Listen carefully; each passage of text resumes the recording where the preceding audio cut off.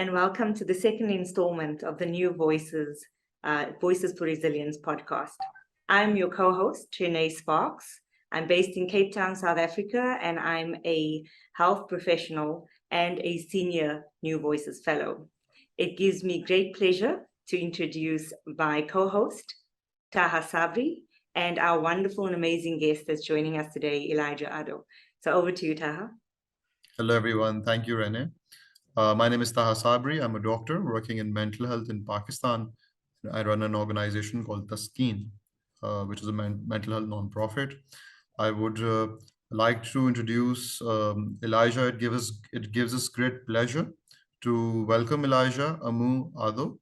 He's a Ghanaian celebrity chef and food stylist turned social entrepreneur as the founder and CEO of an NPO called Food for All Africa, which is a fantastic initiative working on nutritional outcomes for low-income communities. And I let Elijah sort of introduce himself and elaborate a bit more on this initiative. Over to you, Elijah, and welcome again to the show.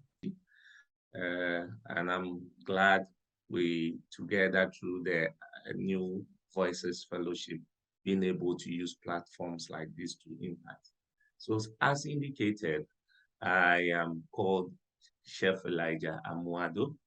Growing up, my childhood ambition has always to follow in your footsteps by becoming a medical doctor. But because I lost my parents at a very early age, I missed out on that dream.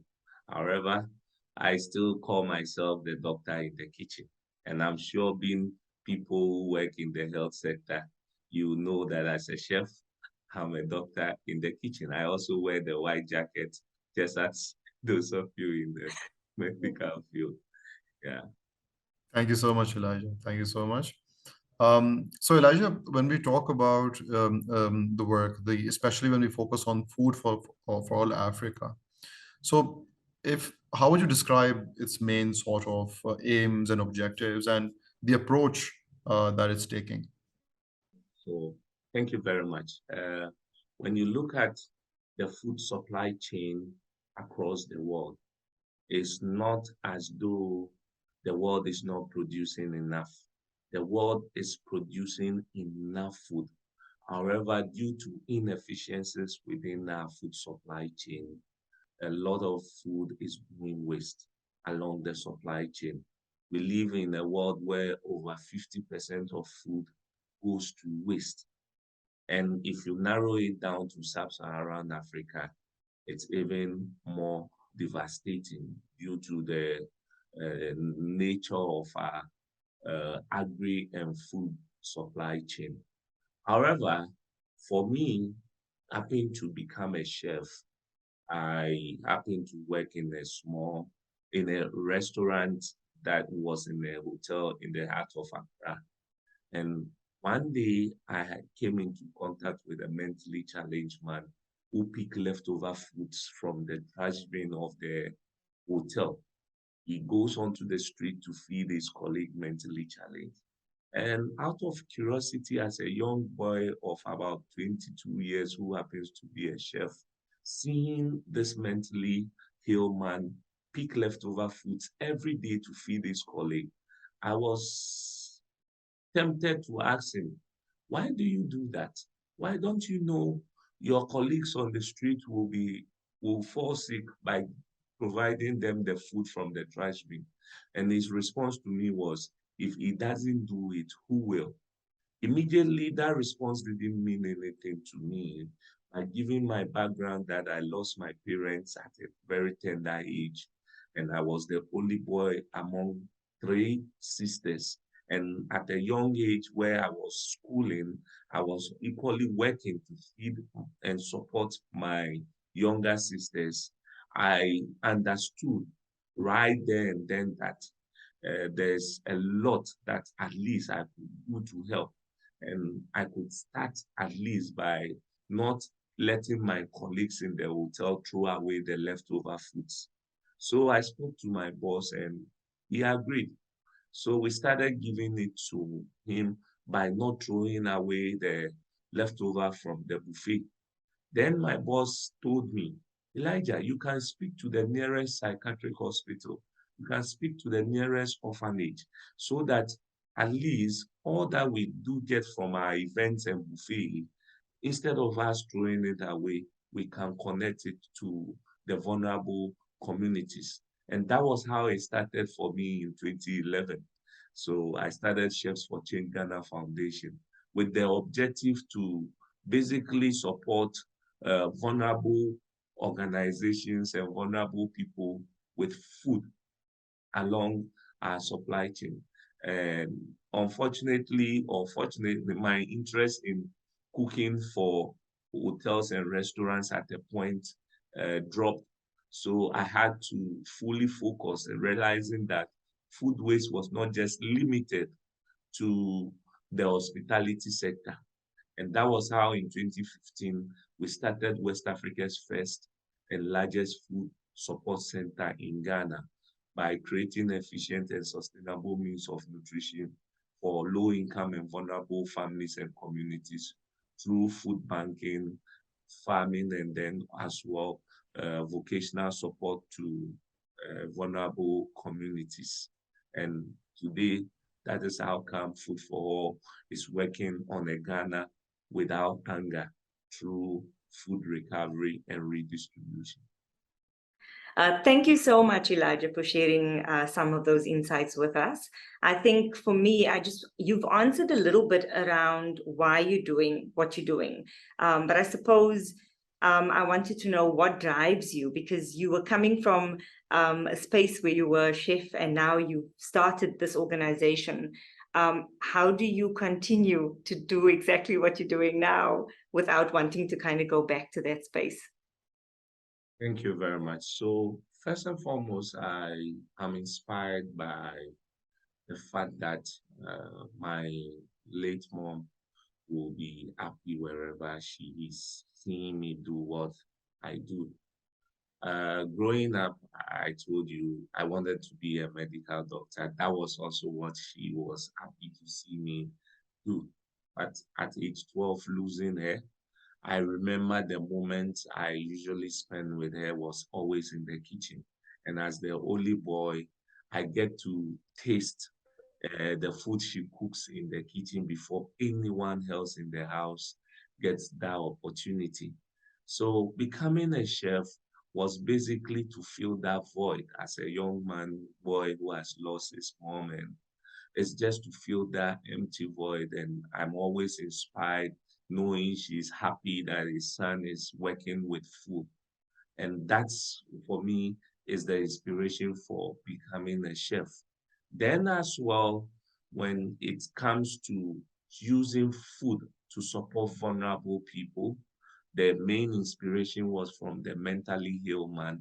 However, what keeps me waking up every morning to say that I want to still go out there, look for where there is excess food, and then connect it to those who don't have it. It's always been she knowing that wherever she is, she will be very happy. And then as well, it's also knowing that I live in a world, if I die today, I die building, trying to become an embodiment of service. I have grown over the years through the work at Food for All Africa to understand that humanity must always be about striving to serve the vulnerable. And for me, service should not be limited to just our families, but it should also extend to our communities, our countries, and overall our world, serving to make our world a better place for ourselves and the future generations. And this is what keeps me going. Thank you so much, Elijah. That is really inspirational. I think what I really loved from that is, that connection to what makes me do what I'm doing, and then also what holds me accountable and is part of a community. And that's really amazing.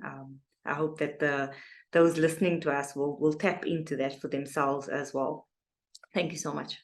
Yeah, thank you, Elijah. And as I was listening to your story, So a lot of thoughts came, especially the kind of challenges and all. And of course, I think this journey for for starting any social enterprise, it's like a lot of questions arise in our minds that what am I doing? Is what I'm doing actually making a difference? Is what I'm doing for fame or to really help people? And so all of these questions start coming in, at least what I experience on very regularly. And then self-doubt also creeps in. That so have you experienced this? And if you have, then how do you deal with self-doubt? How do you wake up each morning and sort of continue doing the difficult work that you're doing? Yes, so as one thing when it comes to social entrepreneurship, I'm always fortunate to have said that first and foremost, as a chef, I happen to have the opportunity to serve people in fine dining, five-star hotels and restaurants. They get to taste my food and they get to pay high prices for the food that we serve them. If if I do the comparison of when I was working in mainstream uh, hospitality sector, serving those who are able to pay me, compared to having to serve the vulnerable people who are not able to pay me. That is where I'm always able to draw the line. That is where I'm always able to pick the inspiration. That is where I'm able to pick the force that always drives me. Now, let's take those who are able to pay me. So, as a chef in a five-star hotel or restaurant, uh, I am in the kitchen, someone walks in, orders, gets service because they are paying for me for the meal that I've put on the table. Is either I might have to come out to get a compliment. Let's say if there's a problem with the meal, the person complains, and sometimes you as a chef don't even get to see the face behind who is eating the meal you have prepared. Because if you don't come out, a waiter doesn't come in with a complaint that this is what the complaint from the customer is. You don't know who, whether it was the queen, whether it was the president who tasted the food. You never know. But when it comes to serving the vulnerable, it's direct. You get to use food as a medium to connect and share in the life of the vulnerable person. There are instances where we go to communities for outreaches, and there is the barrier of language, there's the barriers of culture, there's the barriers of in terms of living conditions from where I am coming from compared to the beneficiary. But just by presenting that box that contains basic grains like rice, maize, it changes the facial expression of your beneficiary. It gives the impression to your beneficiary that indeed you come in peace.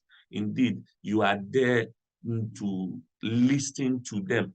And then once they receive the food, they now open up, start telling you, even in languages that you might not understand. So sometimes you need to get someone who understands to translate for you.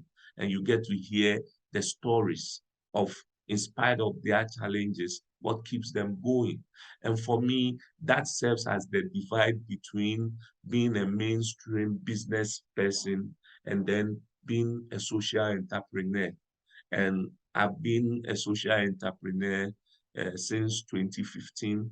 Initially, the initial stages were quite challenging because at the same time, I was married. I married at a very early age. I was 22 years. I had children. So balancing social entrepreneurship with family. I value the family system so much because I lost my parents very early. And so for me, having to balance this are the things that keep me going. But above all, knowing that if I should die today, my children will be proud that their father, they didn't have their father to themselves alone, but they grew up knowing their father served the community in which he comes from. They grew up knowing that their father served the country in which they come from, using his skills. What is his skills? Cooking, working with food. And for me, that's what keeps me going. Thank you so much, Elijah. And I think that aspect about family also really resonates with me, because I think that's what grounds us and gives us sort of purpose. I thought that was amazing. You actually just really touched on where I'm going. So my next part was about challenges. So you really touched a little bit about that. But one of the things that stood out for me about what you spoke about now was how food really brings people together. I mean, it's a necessity, but it is also in those moments that you can share. I love that part about sharing the stories and actually getting to know people. I think that breaks down quite a lot of barriers. So back again to challenges. Yeah, you must have faced quite a few. You've just started off by saying, how challenging that first year was, but I'm sure there are many more. What do you do in order to kind of breach those? Because you've shared one challenge, but I mean, there must be millions of others. How exactly would you help, or what advice would you give others wanting to start their own social engagement? How exactly would you say to them, this is what you should do, or these are the challenges you might face? How could you breach those? Thank you. Yeah, but before I get to the question, I actually have to say that on a lighter note, I've always said that if you look at the ongoing war between Russia and Ukraine, I believe one thing we can use to bring them together is food. I've always said if I happen to be the mediator between that war, I'm going to call both presidents together, cook for them, and I'm sure after eating, they will just tell their soldiers we're not fighting again. Yeah, food plays a very important role in networking, and most often it helps. And coming down to the question of challenges, social entrepreneurship as an entity, it's quite challenging. The beginning stages, you have to make the people believe in your vision. You have to give them a reason to know that what you're saying might work, but it will take a time and then process. And for me, I was fortunate to have fallen into social entrepreneurship through passion, because I had that connection through my late mom.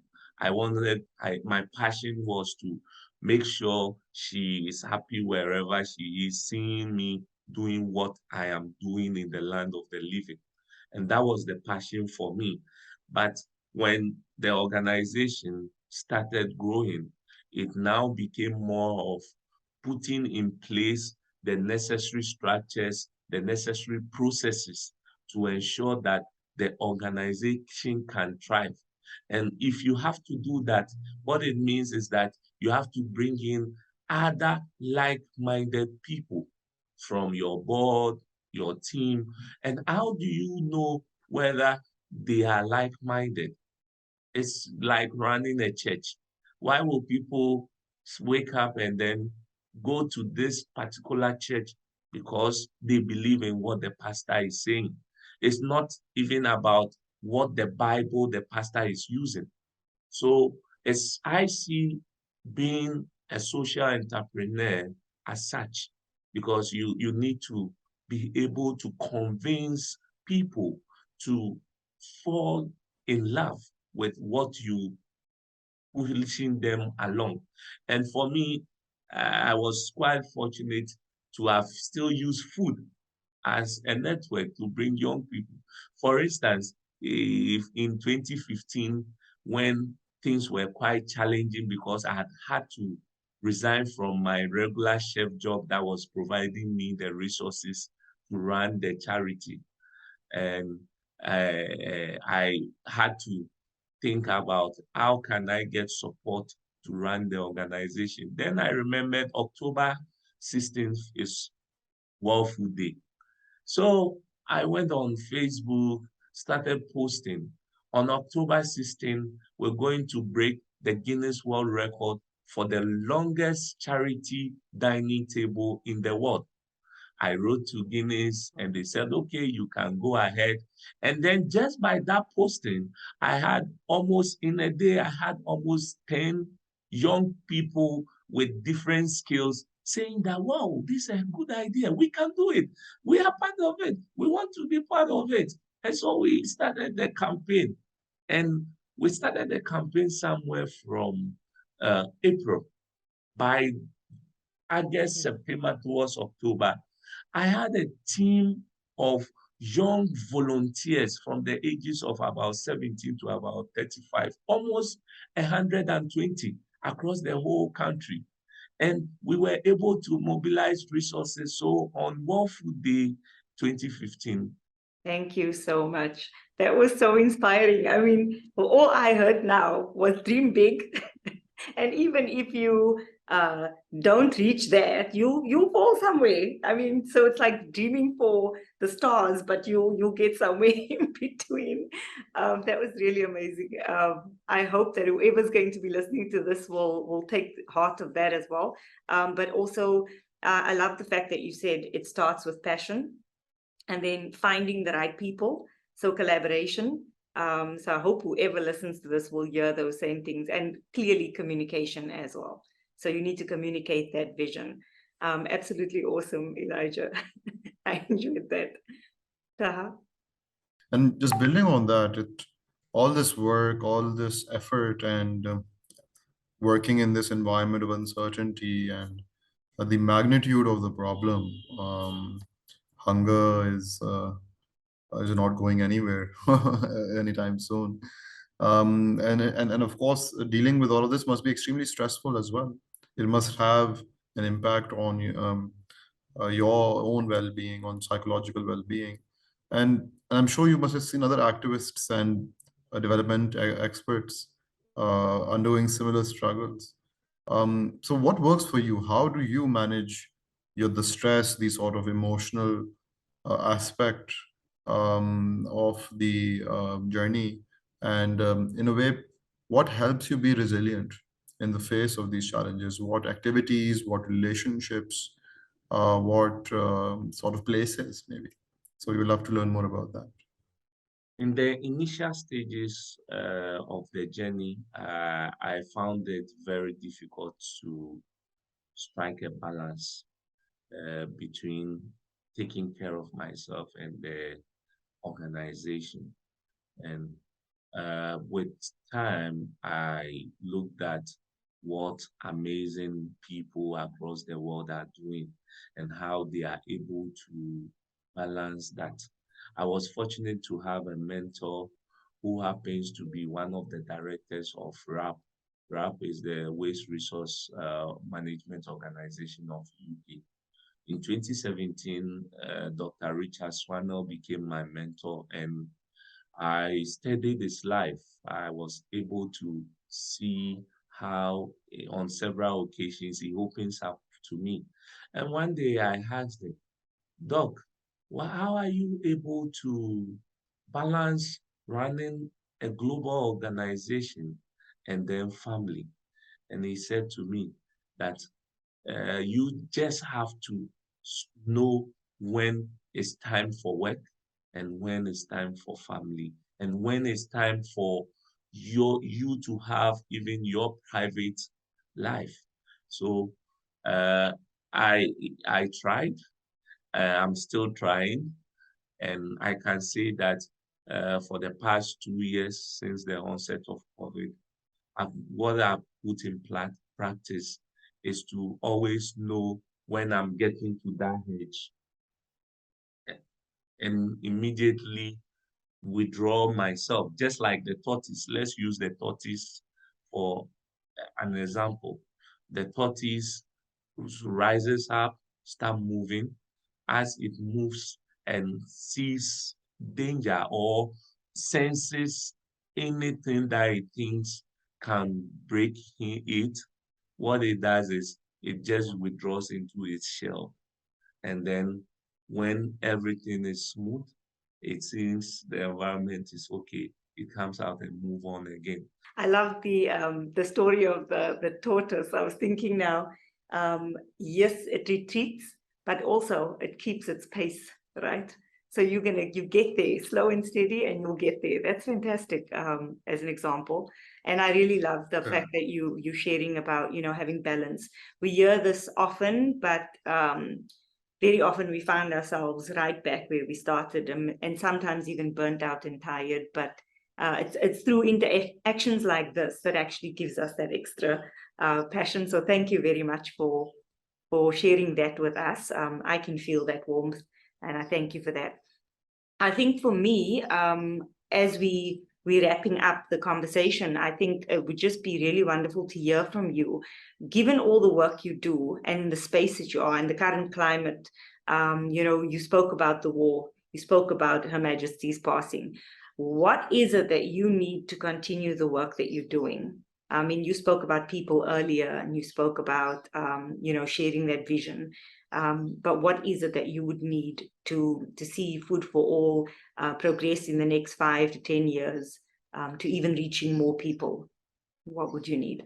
So what I need now is if you look at sub-Saharan Africa, where our operations is based, you realize in terms of regulations, in terms of policies that encourage food donation, there isn't enough.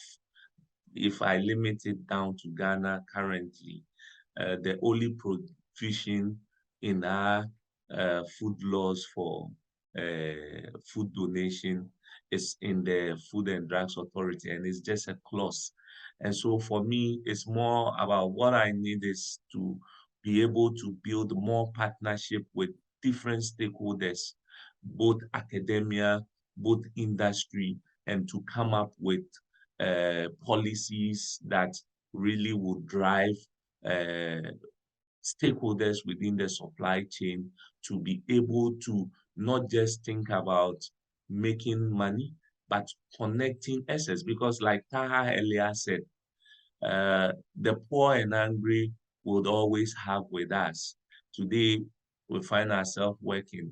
Uncertainties of life can easily change one's situation. And so as humans, as our world become more challenging, we need to build in our social systems provisions that will make it easier for vulnerable people. Once someone becomes vulnerable, they can easily get that needed help. I'm fortunate to be working with some global partners like the Harvard School of Law and Global Food Banking Network to come up with a food donation atlas in Ghana and also in some sub-Saharan African countries to basically start that conversation to make governments and stakeholders within countries like Ghana and sub-Saharan Africa to see that the importance of food donation to helping solve the social, especially in the issue of hunger among vulnerable communities in our respective. Fantastic. So there you have it. It's about networking, about reaching out, and about making that difference and forming part of a legacy. I think you already have that with Food for All, but I see brighter things coming. So I hope whoever listens and engages on this can also reach out to you and connect and create a bigger network than what you've already spoken of. Thank you so much.